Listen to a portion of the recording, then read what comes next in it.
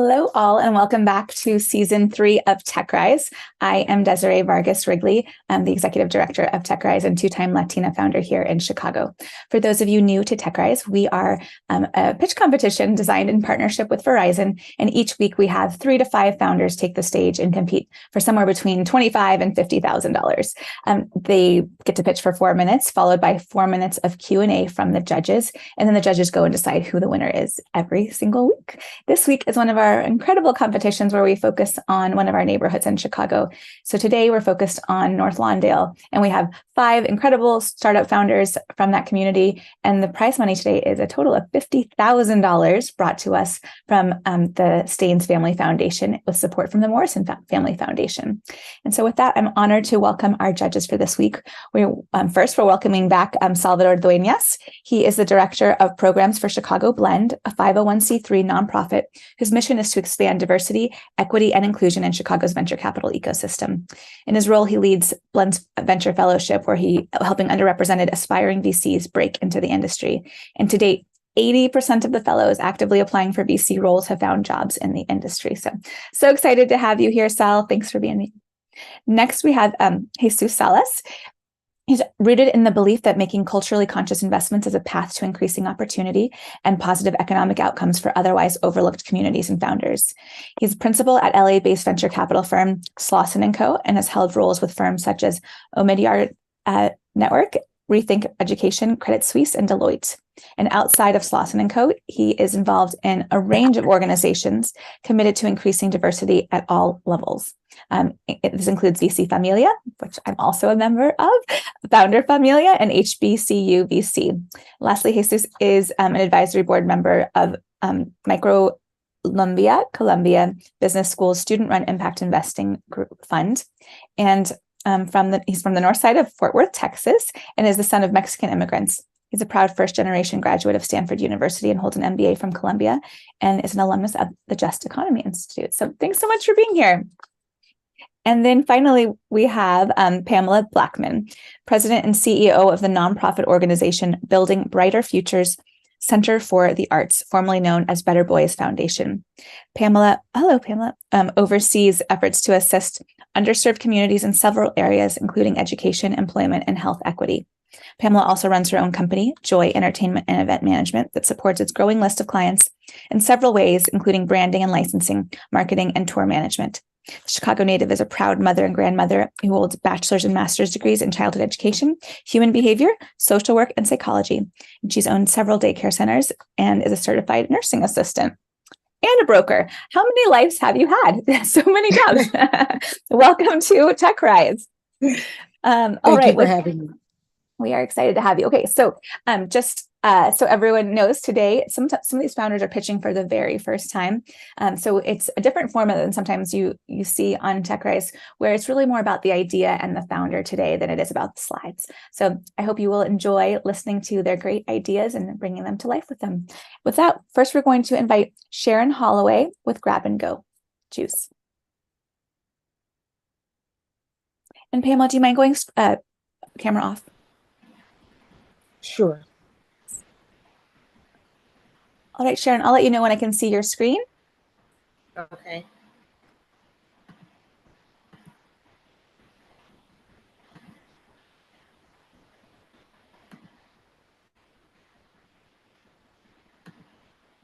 All right, it's coming up, so we're ready when you are. Hi, everyone. My name is Sharon Holloway, and I'm the owner of Grab and Go Juice Lounge. I started my juice bar because I was working out and I was passionate about helping people live a healthier lives. And I started making detox juices and fresh juices for my friend. As soon as I started making them so often, I broke juicer after juicer. And that's when I realized I needed a commercial juicer. And that's when I knew that it was a real need for a convenient and affordable way for people to get a daily dose of fruits and vegetables. The problem is 13 of Americans lack the knowledge about nutrition. 60% of Americans don't have enough time to cook a healthy meal, and 40% are obese. And our solution at Grab and Go Juice Lounge, we offer a wide variety of natural juices made with the highest quality of ingredients. We never use artificial or additives. We also offer bowls and salads and wrapped and customizable juices. In addition, our delicious flavors, we also have a variety of unique seasonal juices, and everyone deserves to have a delicious, nutritious juice. And we also offer a variety of price points to make our juices accessible to everyone. And we invite you to come out and experience a unique atmosphere at Grab and Go Juice Lounge. And our friendly, knowledgeable staff will also be happy to help you with any questions. And if you want to see the juice bar and update anything, you can scan the QR code on the screen. And the global market for juice, the fruit juices, and the target market will reach over 100 billion in 2015.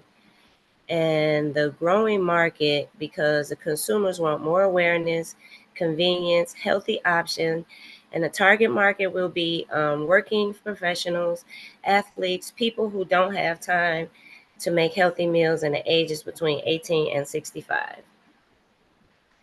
The risk is the competition is coming, and the misconception that juice bars are very expensive, the supply chain shortage, expensive commercial blenders, and consumers have more options to buy juices. And our moat is the fresh pressed juice. Cold pressed juice is healthy, and you pressing juice, you get nutrients and enzymes that you need when you eat your fruit and vegetables on a daily basis. And the superfoods are popular now, like the acai berries, the goji berries, the blueberries, the nutrient-rich foods are believed to help the health benefit of those and other foods. And the customizable key is the juice bar is increasingly offering to customers available to customize their juices and smoothies to create juices in their individual needs. And today, if I win the investment opportunities, I will use the money to secure a lease, and I will use the money for payroll, equipment, and delivery fees. Our monthly expenses will run between $5,000 and $8,000. Our monthly revenue will be $21,000, and our monthly profit will be $6,000, and a monthly profit margin will 28.57%. And that's the scale. And why me now? Because I'm passionate about juicing, because I believe it can make a real difference in people's lives. And juices is a great way to get your daily dose of vitamins and minerals, and you can help boost your energy level and improve your digestive system and lose weight. I love seeing people. I gotta cut you off, Sharon, but we're gonna invite the judges on now for some questions. And I do want to say you're getting lots of love on YouTube, so great job. All right, judges, if you could come on. And Sal, do you mind kicking us off? Yeah, sure thing. Sharon, great presentation. Really excited to learn more here. Can you talk to me about like the packaging and shelf life of the juices? What does this look like before, like currently, and where do you hope for this to grow, like with the money that you'll get from TechRise? Well, with the money, I'll get the commercial juicer that I need, and it'll make the prep time go way faster, because now I'm using smaller juices because I am doing it out of my home, and the prep time is really long. It takes 2 and 3 hours to make 2 in orders. But with the commercial juicer, it will go much faster, and the shelf life is between 3 to 4 days or 3 to 5 days, depending on the juice. And what else did you ask about? I mean, that hit it for me. So yeah. Oh, okay. Thanks. Great. We're going to go over to Jesus for the next question. Hi, Sharon. A great job. I would love to hear a little bit more about your marketing approach. How do you plan on targeting customers? Is it flyers, Facebook, something else? Would love to hear how you plan to attract customers. Well, I plan to attract them through my labels that I have. I'm currently doing word of mouth and marketing. I plan to do Instagram, Facebook, and I do delivery, so I do flyers also too. Okay, thank you. Pamela. And promotions. Okay. Well, one of my questions was about the shelf life. And tell me, how long have you been doing the business?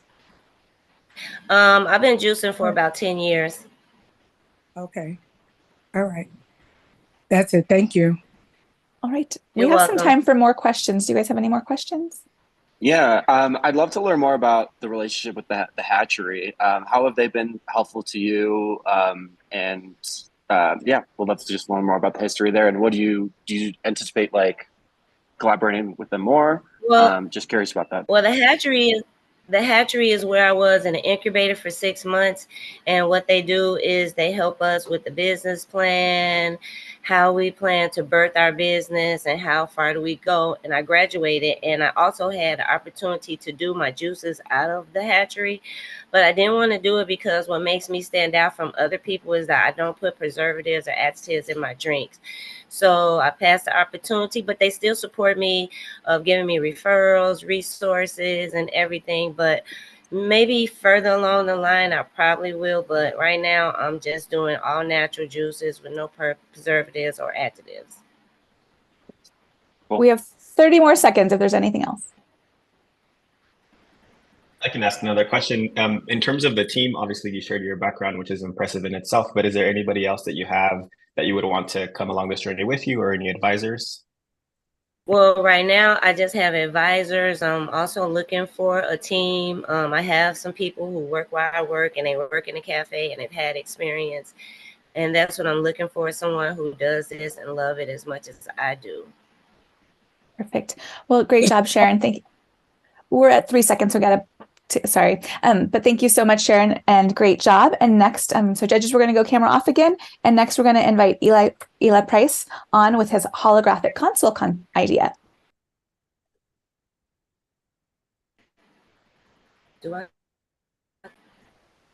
All right, we can see you. So we're ready when you are.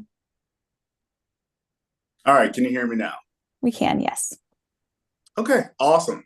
So yeah, just to start, pretty much art and media innovation helps our society expand just ideas. Like, I feel like it's very important for there to be media and creativity, and for society to hold some idea of the future within our media to help us advance.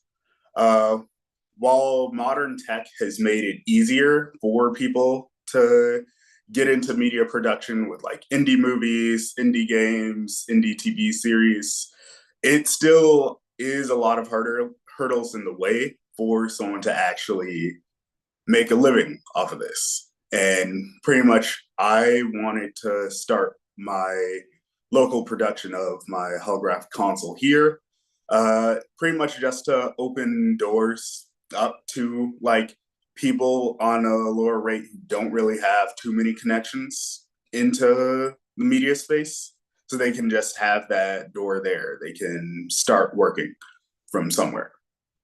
And pretty much the way it works is it would be a actual holographic device that creates pretty much it would capture light in a 3D way, where it would work based off having voxels, pretty much volumetric pixels of light. And there are a few other companies that have similar products on the market.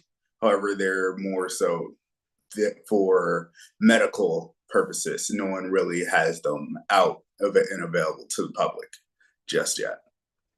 And pretty much you could use this not just for gaming.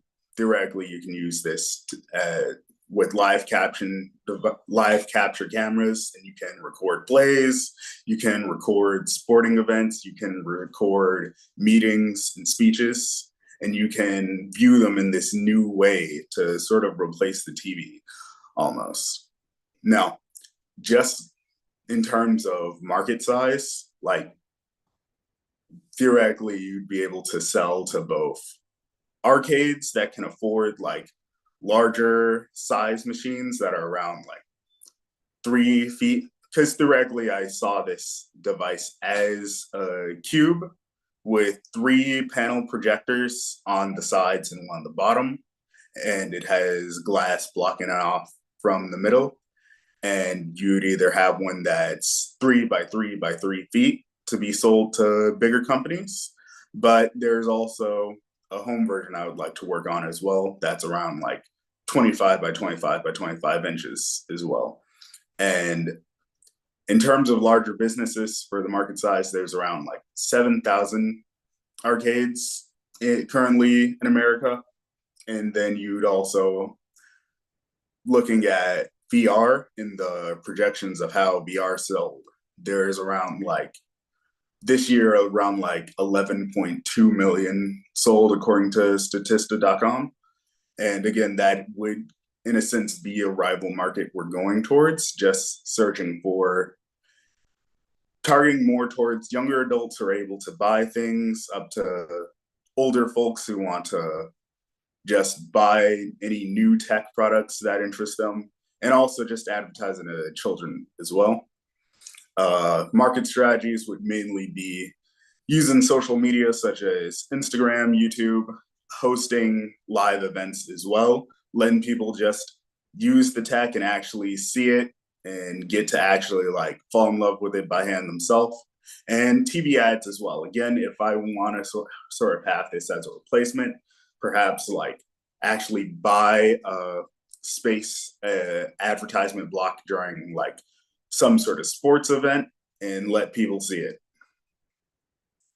All right. Now, sorry, time is up. But judges, you want to come on and we can ask some questions? Jesus, I'm going to start with you. Yeah, thank you so much for the presentation. Excited to dig in here. Would love to maybe understand a little bit to the extent that you can share in terms of research and development from a cost perspective or even timeline perspective. What are the costs, and then when do you think you'll be able to bring this vision to life? Right. So as of right now, I will be getting into contact with a company called MHub that's here to help start working on tech. I do believe to actually have a prototype made would cost between $5,000 on the very low end and more so around like $10,000 on the high end. Pamela. Oh, you are muted.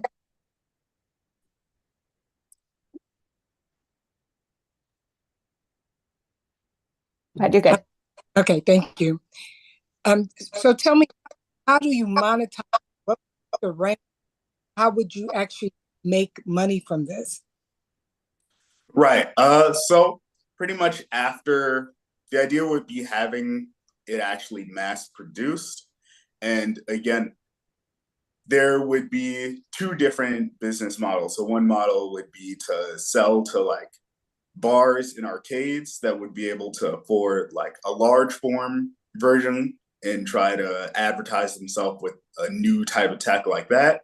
And then another version would be making the smaller version and trying to have a deal with companies such as like Target, Best Buy, and even just selling them online so that just local, regular, everyday people can be able to afford one as well. Okay. Sal. So out of those 2 markets that you're talking about, the bars and arcades and kind of just direct to consumer, I'm guessing here, can you talk about your exposure to either of these markets? How would you compare like your personal like access to bars and arcades? Do you have a lot of relationships there already? And then on the direct to consumer side, I'm also interested, like, do you have like a wait list, maybe an email list of people that are interested in buying this? Love to learn more about your exposure to these markets. Understood. So I will say this, it is still very, very like early, like in the concept phase. I'll say this, there in New York, there is actually this one woman, she goes by Letta J. She owns a bar / arcade out there. It's known to be very popular. It's known as Coexist Gaming. And I actually spoke to her about like just probably putting a prototype in there just for free to build that exposure in there. My father as well, even though it's not a bar or an arcade, my father owns a barbershop, and there was the idea of like putting a prototype in there as well, just to gain that exposure. And then we also, in our suburbs, there's an arcade called Galloping Ghost, and the owner there, he's like super local. He's always around. Like, people can directly just talk with him. And again, it would more so be about directly talking. I have to cut us off, to be fair, but good job, Elah. And just a reminder to everyone that TechRise is also like idea stage founders to come on here so they can get the funding to go build their ideas. So thank you for being one of our idea stage founders today. All right. Okay, so we're all going to go video off as I introduced Carolyn Gale from Simply Gentle Natural Products. Can you turn mine off for me? We can.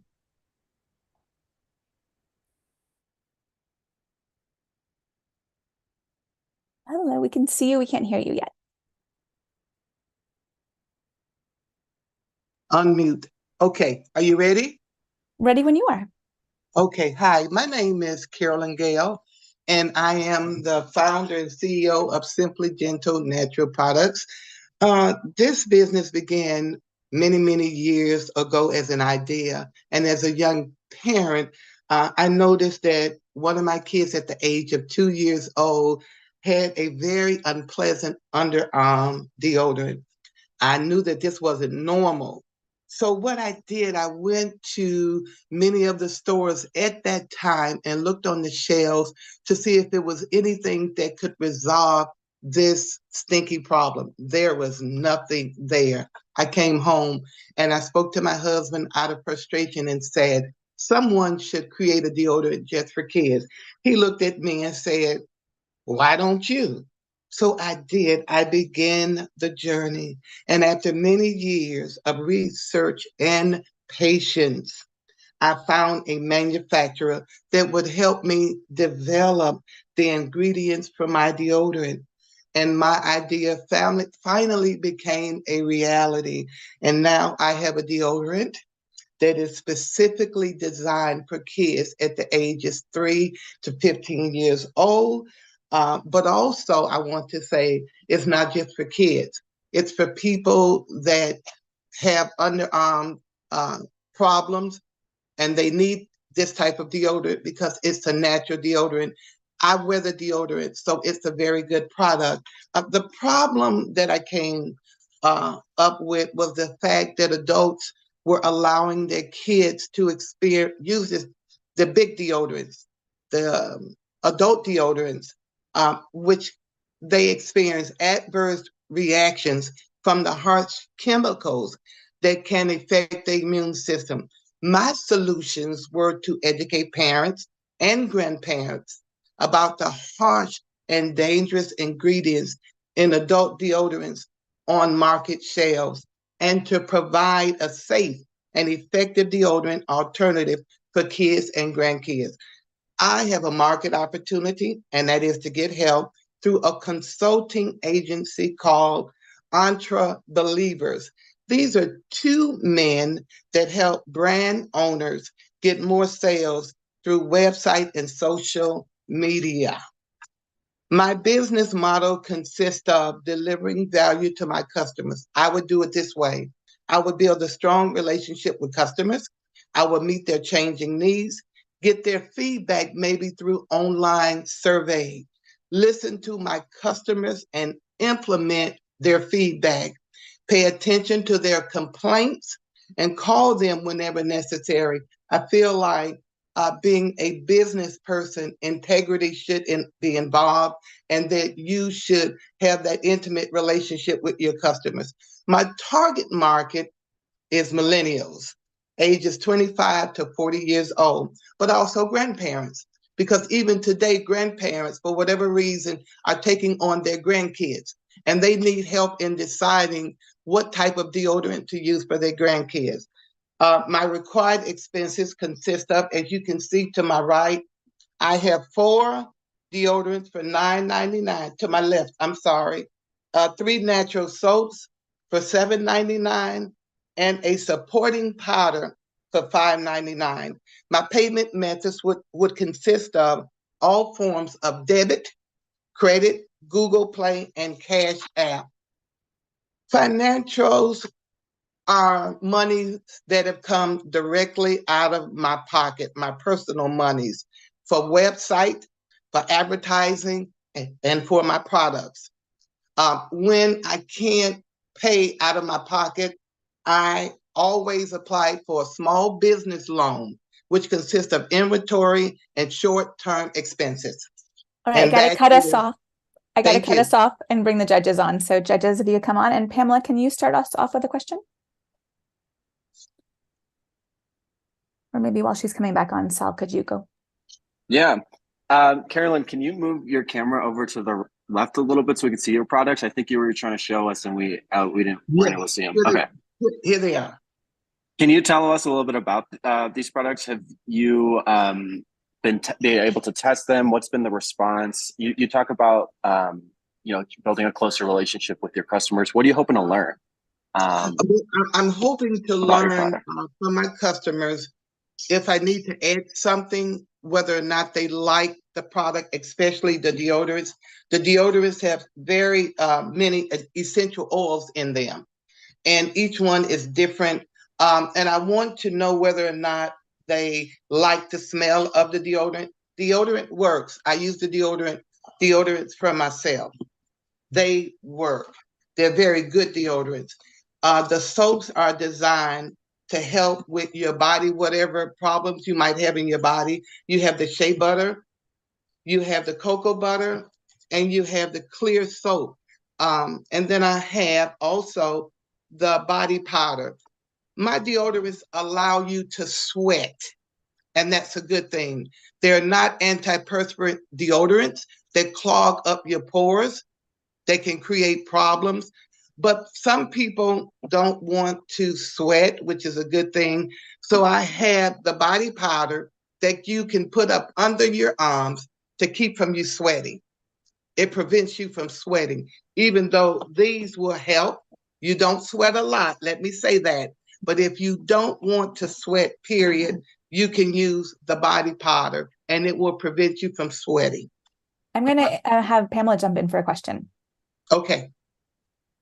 So all of the products have natural ingredients in them? Yes, they do. Okay. They do. And are they hyperallergenic products? Yes, they are. And that is the reason why I found a manufacturer that carries natural ingredients. The foundation of the ingredients came from me, but I needed someone to help me further develop the deodorants, and they were able to do that. Guess what? I wear them every day, and I'm 67 years old, and they hold me. Well, for coming up with that, because working with children, I have been subjected to this. So good for you. Thank you. Sports mom here too. I agree. Jesus. Maybe 2 quick questions. One on the margins. What are the margins like for the products? If you can just speak to that. And then secondly, how would you use the capital if you were to win today for the business? Well, I would use the capital. Let me go with that question. If I would win today, is to buy more inventory, to pay for my employee. My daughter works along with me. She's not here today. And to pay for advertising like flyers and cards to get the information out to the people. What was your second question again? I'm sorry. He wants to know how much profit do you make when you sell an item? Actually, may I please be honest with you? I'm not making a big profit. And that is the reason why I joined entrepreneurs. Okay, I do have to cut us off, actually. I'm sorry, I just realized the time. So great job, Carolyn. Thank you so much for showing your products. Judges, thanks for all the great questions. We're going to go video off again while we welcome Donald Haughton with Hemp Chicago 33.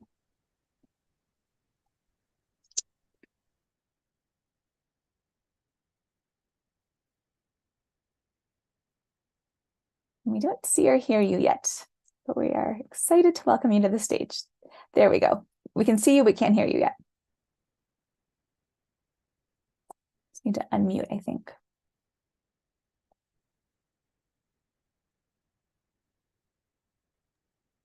There you go. All right. Ready when you are. Excellent. Hi, my name is Donald Haughton, and I'm going to provide you with a data analysis of the current industry that represents the condition across the globe. Here in Chicago, HIM Chicago 33 has an investment opportunity for you. Housing costs, like food costs, has tripled over our generation. In the past, we've had value and equity in our homes, and for recent downturn in Chicago's South and West housing stock has made the housing market become a greater crisis with the past pandemic and food shortages. The solutions are in home ownership and equity and self-sustaining infrastructure and mechanical building equipment. The new home has its brand name, Home. This home builder startup company founded by me, Donald E. Haughton Jr., in Masters in Public Health. I specialize in optimal health and disease prevention in urban environments and commercial residential home design. And I have 24 years of commercial construction experience. And I bring with me a real estate investment portfolio of buildings exceeding 96 million in construction and retail value. We specialize in age-in-place residential homes out of building materials from hemp product-based solutions. HIM Chicago 33 holds proprietary design principles and proprietary solutions for hemp homes. HIM Chicago 33 prototype is named Home. Registered trademark is pending in 2024. Home is a $3.69 square foot hemp residency that can compete with the traditional 3-bedroom, 2-bath housing market with a value savings of over $150 square foot house versus a home that retails at $9.36 square foot home of a HIM Chicago 33 design home. To have a market price point of our home is $69,000, $300. The market for urban commercial properties is demanded by local immigrant dynamics strained by the current homelessness crisis, ruining the lives of veterans and battered families. HIM Chicago 33 concept is initiated by the prototype of 33 new homes built with the sole intent of providing affordable housing and bringing value to the community through innovative technology applications. The HIM Chicago 33 LLC ITA is the use of hemp. Hemp derived from infamous misunderstood sister cannabis. What we do know is a variety of products are derived and developed from hemp. Medical applications can be used for homeopathic products and interior design and textiles. HIM Chicago 33's prototypes of Home will come in 3 flavors: Model H, Gold, and Platinum models. The Model H's are standard home for solving complicated issues in the housing industry due to unforeseen natural disasters or calamities. The Gold home is a home that provides a resident a golden opportunity to live off the grid independently in a self-sustainable home with plush gardens and designs for healing and human growth. The Platinum home provides luxury considered essential, ornate, and designed with individual ownership desires in the mind, such as the idea of tokenization of property and the property's carbon footprint, serving as a pollution solution to greenhouse emissions in urban dense populations. So imagine your home designed after a great relative or your local service organization, such as a fire department. Isn't it wonderful to know a self-sustainable home is energy efficient, removes carbon emissions, while generating energy efficient resources for the community as well as the occupants? HIM Chicago 33 founder knows that funding of less than $2.5 million will provide the hemp train machine to process the hemp required to produce the product on the brand scale. Try tiny homes now. So we have already been designing and completed. Sorry, both. I got to cut you off and Thank bring you. on the judges. No problem. Pamela, I'm going to have you start since if we can. Or while she's coming on, Jesus, do you mind? Oh, she's there. She's there. Ready. Let's go. Hi, Donald. Thank Hello. you for your presentation. Do you have any pictures of these homes and what is the three different price levels? You named three different levels of housing, and I know you first said 69,300 is the goal. The 69,300 is for the basic traditional home, and that's just the price point of that home. The profit on that retail home is 300. It works out to $3.96 a square foot. The traditional square foot of a home in Chicago is $154 a square foot. I don't have a version of the hemp home. What we have done is we have an actual 5-story building, and I wasn't able to upload that with the controls on this particular system. But we do not have the prototype here in Illinois. It is out, I thought, in the suburbs of Indiana and a number of other locations out in the Midwest. But we do not have a Hemp Chicago 33 home built yet, and that's what we're looking for, seeking funding for. There is a ATSI and testing that we have to do in compliance with the Department of Building to be approved for their vacant lot program.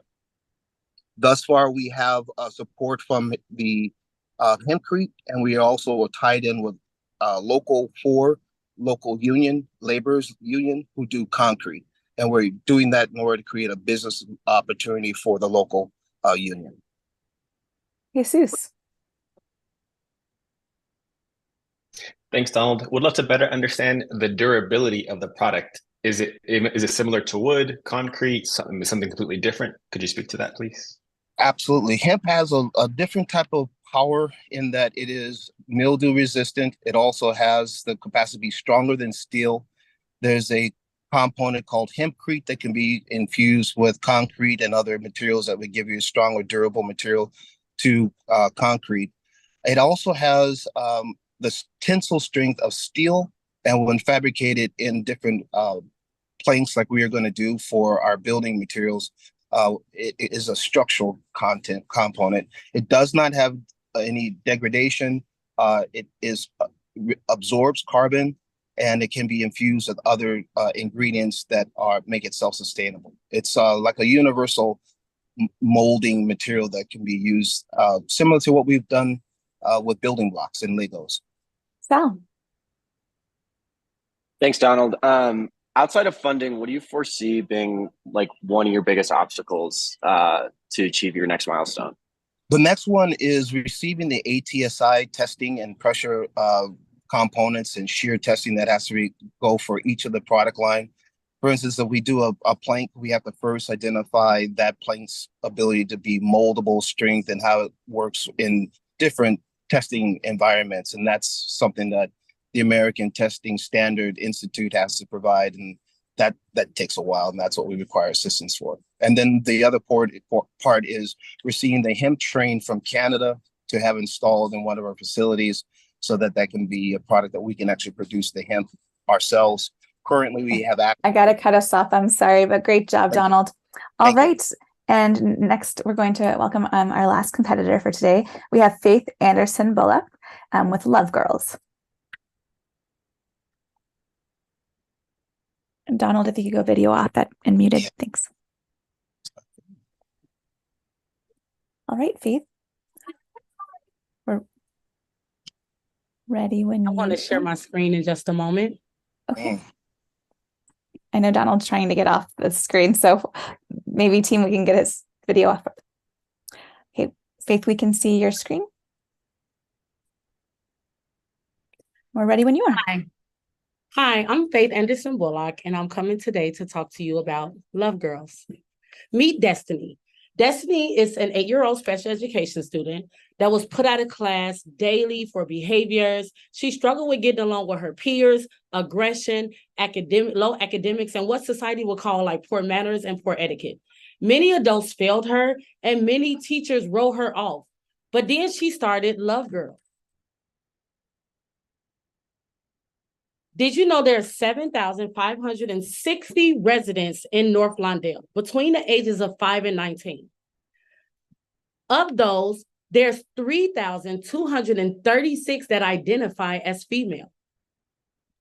And out of that number, 614 of those are recorded as homeless young ladies or have absent parent household. The top 4 demographic that's impacting our community is bullying, negative social media interactions, absent parenting, and high rates of suicide. With that being said, that's what L.O.V.E. Girls offer. L.O.V.E. Girls. Together, you plant the seed, we help it grow. L.O.V.E. Girls has debunked these statistics for the last 16 years. We have helped over 400 girls in the past 16 years become better young ladies and adults in today's society. L.O.V.E. Girl mission is to cultivate and empower young girls to become the best individuals that they can be in today's society. We offer classes like poor hygiene, sensitivity training, bullying, boundaries, community, and healthy relationships. Those help girls not only for today, but where they'll be in the future. L.O.V.E. Girls embody that it takes a village to raise a child. And I often bring in and partner with resources in our very own community to help create a better trajectory for every single girl that I encounter. If given an opportunity, I would develop something called an app. Imagine if all these resources could be right at your fingertips. If given the finances to do so, I want to develop the L.O.V.E. Girl app, where parents and young girls 10 and above can have resources and can sign up for courses with just a click. The app will start off with 3 major components. The first component would be community resources, like a place where they can find safe havens, food giveaway, free health clinics, and more. The next would be sign up for L.O.V.E. Girl courses and groups. They will be able to go into the app, sign up for courses and groups that we offer on a weekly or daily basis. And last but not least, they will have a live chat option for anything for advice about navigating high school or just how to make a good friend. If I could reach over 400 girls just by word of mouth in the community, imagine the impact this app would have if I could reach so more young ladies. Meet Destiny. Destiny is now a 17-year-old senior at Von Steuben High School. She has a 3.7 GPA, currently enrolled in 2 pre-med certification programs, and on a totally different trajectory than she was painted for in the past. She's been with L.O.V.E. Girls for 10 years. Imagine if there were 800 Destinies in our community. L.O.V.E. Girls, this is only just the beginning.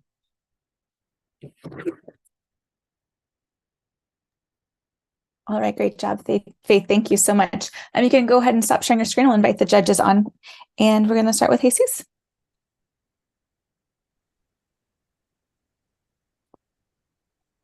Sorry. Go ahead. Thank you for the work that you're doing. Would love to understand with the app, are you planning to stay local, or do you see this going throughout the state or even the US? Would love to understand that vision. Well, to be as realistic as possible, like I want to start off local, but we all know that like sometimes when it comes to app, they spread and spread and spread. So I do foresee in the future that the app being way bigger than I envision, but I know it's going to start off locally, and I know it's going to start off right here in our community, and it's going to just continue to touch people as we go. Pamela. I really want to say kudos to you. It's such a Faith. It's such a necessity for our girls to be supported, children, period, to be supported. So my hat's off to you. So if you were to win, this would be for you to develop the app? Yes, ma'am. It will be for me to develop the app. There's a high need for the app now because of the pandemic. Before the pandemic, I was receiving girls left and right, and the program was very fruitful. Now, a lot of people are liking that virtual option, and I want to be able to service more people virtually, and the app will be able to help me prioritize like what's needed and what girls want more, and I feel like the app will help me a lot with that. One other question. How often do you meet now with the girls? Or is this right now? I meet twice a week on Tuesdays and Thursdays after school. Okay. Huh? Yeah, can you share more about those meetings and the work you've been doing so far before the app?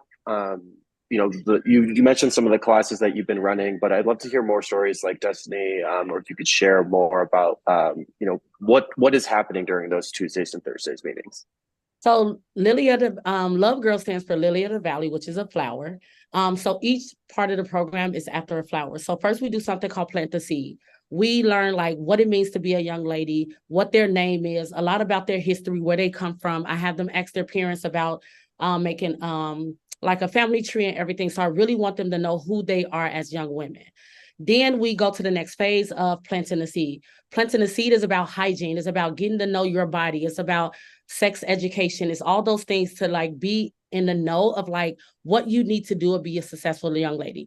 And then it continues on. And at the end, we have something called Charm School, which is where they take an etiquette class with Elah Easter, which is a very known etiquette woman here in Chicago, Black etiquette woman here in Chicago, where we have Charm School. We kind of bring all those things together, and she teach them not only restaurant etiquette, but etiquette on phones, etiquette through text messages, how to walk like a young lady, how to sit like a young lady. And we have this big thing at the end where Charm School, where they're given flowers and they're able to celebrate all the things that we've learned. So we cover everything from bullying to sensitivity training with the LGBTQ people, and then we also we do a community service event twice a year. And then we also have some social things where we throw the parties here in the community, like a sneaker ball and a safe place for them to have fun. So we bring all aspects of their lives together in order to make them successful young ladies. And then my high schoolers, because right now I'm servicing 3rd to 8th grade. And then my high schoolers often come back to volunteer, like Destiny. Me and Destiny are really close. And I have a few other young ladies that are junior and senior in high school, and they come back for their service learning hours. And they come and mentor the younger young ladies that I work with on Tuesdays and Thursdays. We have about 15 seconds left. Do you have any final thoughts, Faith? Or go ahead, Pamela. May I ask, can you tell us what your background is, Faith? So I have my bachelor's in psychology. I have my master's in forensic psych, focusing in juvenile justice, but I'm currently a 5th grade teacher that teaches. Amazing. Thank you so much. Well, I have to cut us off, but great job, Faith. Thanks for closing us out. And judges, thank you for all your great questions. And you have the very challenging job now of going to decide who wins. So we're going to say goodbye to our judges, and we're going to welcome on 2 special guests today. We have Jonathan Kelley and Chelsea Ridley, founders of Lawndale Pop-Up Spot. So welcome to you two. I'm going to do a quick bios on you if you don't mind. Okay, so Jonathan is a member of the Greening, Open Space, Water, Soil, and Sustainability Committee of North Lawndale Community Coordinating Council. Excuse me. That's a lot of C's. Prior to his museum work, he worked in the community organizing and anti-censorship world. And Chelsea is a leader in community engaged practice in art and nonprofits, and has worked at organizations such as Chicago Cares, the Juze Museum, Mikvah Challenge, and she is the co-founder of the Lawndale Pop-Up Spot, a community museum in a shipping container. She also serves as the director of community engagement at Open Books, working to create community engaged literacy programming. We're so excited to have you both today, and excited to talk more about the Pop-Up Spot and why North Lawndale. So can you tell us a little bit about kind of what inspired the mission of creating Pop-Up Spot? Sure. So Chelsea and I met at the University of Illinois Chicago graduate program for museum and exhibition studies in 2016. We hit it off immediately and both found a common interest in museums that would be in service to communities rather than museums sort of being these big institutions that felt sometimes impenetrable. So we quickly connected with some folks in North Lawndale and got to work on thinking about what a unique museum for the community would look like. And after some trial and error, we came up with the shipping container. It was in a community garden on 16th Street. And then in 2021, we moved it to our current location, which I'm outside of my car because we're doing an install today for our exhibit that's opening on Sunday. We've continued to try to be both a space for community curated exhibits and events, but also a key collaborator with other community organizations on projects that they have. Great. And then do you guys want to talk a little bit about how you curate? I'm going off script as always, so I hope that's okay. But how do you curate the work and how do you decide what goes in? Yeah, so Jonathan and I do very little curating. We mostly do a lot of teaching and consulting and helping community members curate. So a lot of our decision is we sit down with our board and we discuss what is a core vision for how we'd like to see this year go, and then we go about asking the community members how does this vision sound, and how would you like to be a part of it. So this past year, we had an open call for exhibitions. Any community member was open to submitting an exhibition idea. And then we brought together a group of community members who then decided amongst the submissions which one would be the exhibition for the year. And everything is paid. So we paid the people who decided what the exhibition would be. And then, of course, we pay all of the artists. And then over the summer, we did sort of a huge exhibition that's been years in the making, titled Your Exhibit Here, where we gathered some community members and we paid them for a summer-long exploration on how to be curators. So the goal is to really demystify curation. That's one of our biggest goals. You don't have to go to grad school to be a curator. You're already curating in ways in your life, big and small. And so those members of our curation team that we trained over the summer made an exhibition, Pressure Makes Diamonds, which just closed. You all just missed it. Unless you came and saw it at the plaza, we saw a lot of people out there, a lot more people than we usually do, because people brought a lot of friends and family. That's incredible. So I'm assuming that's part of how you measure impact, but how do you guys think about impact and making sure that this is bringing value? I think a big way. I was going to say, I think a big way is finding new artists to then curate future exhibitions. So number of new artists that we create and that we pay in the community, and that now see art and museum work as something that they could do for real work. What were you going to say, Jonathan? Just that we also, like we mentioned, we do a lot of collaborations with other organizations. We do a lot of events, including Sundays on the Boulevard, where we bring hundreds of people out for bi-monthly festivals on Douglas Boulevard to activate that space, to provide a sense of community cohesion, to provide safety and access to resources, as well as just places for fun and enjoyment.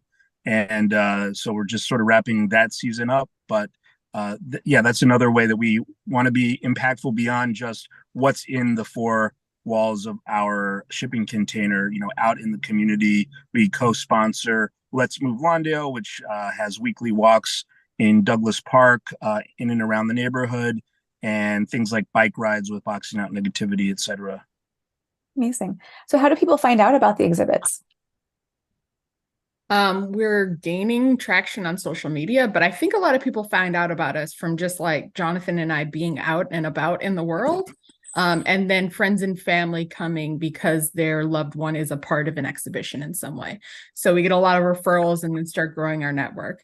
We're also a part of Love Blooms Here Plaza, which is a pretty big, substantial placemaking effort in North Lawndale to create this big plaza of shipping containers and amenities at the corner of Central Park and Douglas. And so we're pretty splashy, we're pretty loud.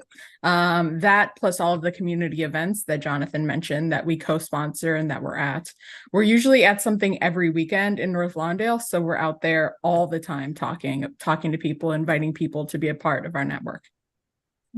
I'm curious, what's the youngest artist you've had, or the oldest artist, or are there anything interesting kind of data points about these artists? Sure. Well, again, it's not just an art space. So we've done history exhibits. We turn it once a year into a bookstore, which is a pay what you want bookstore in collaboration with Open Books. We had we had an exhibit, just a short pop-up exhibit over the summer with a comic book team that worked on creating individualized comic books over the summer, again, in collaboration with Open Books, and they were able to show their comics on the walls. So those were, ages 11, 12, 13. That was really special. And then the oldest was, folks who were involved in this summer project, probably in their 50s and 60s, who we, one of our goals is to be really intergenerational in our work and, connect people, not just in a fly-by-night way, but in really how can we learn from each other generations, whether it's whatever the hip lingo is, I certainly don't know it, or technology versus history, and We did an oral history project back in 2020 called Lawndale, A Living History, with the curator Jay Simon, who's also a photographer, where it's still out there in the world. We have 12 large-scale photos of community elders who told their stories as well, and you can see those on our website, which is lawndaleopupspot.org, or just traveling around the neighborhood, and you'll see these large photos and be able to use a QR code, listen to their oral histories, find out more about the neighborhood from a really ground level point of view. And I'm curious, why did you two choose North Lawndale for your work? What made you? It chose us.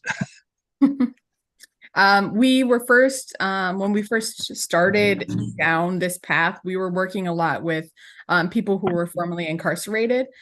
Specifically, we were working with Benny Lee, who is the founder of the National Alliance for the Empowerment of the Formerly Incarcerated. And he was looking for a space to create a museum dedicated to the history of the conservative vice lords. And so we partnered up with him, and down the path of him creating this museum, unfortunately, his building was torn down. And so we sort of went off on our own and started up our shipping container museum. So it was always North Lawndale. It was never going to be anything but North Lawndale. This is the only place we have ever been and will be.